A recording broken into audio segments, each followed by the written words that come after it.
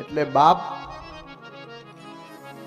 જીવનની અંદર પત્ની તમને મળી જશે, સગા સંબંધીઓ તમને મળી જશે, પૈસાઓ તમને મળી જશે, બંગલાઓ તમને મળી જશે, ખેતર વેચી નાખ્યું હશે તો ખેતર તમને મળી જશે, પણ એક વાત જીવનમાંથી ગયેલા, જીવનમાંથી જતા રહ્યા મા બાપ ગમે તેટલી આખી દુનિયાની સંપત્તિ તમે ભેગી કરીને આપશો ને તો તમારા મા બાપ ફરીથી તમને નહીં મળે.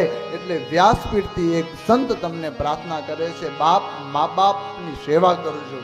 ધન ખરસતા મળશે બધું, મા બાપ મળશે નહીં.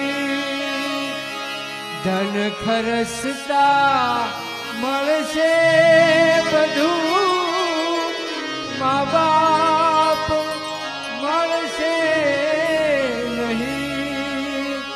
એ પુનીત શરણો તણી ચાહના ભૂલશો નહીં.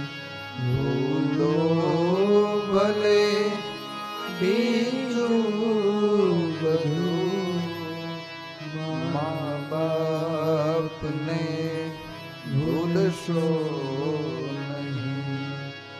મા બાપને ભૂલશો બાપ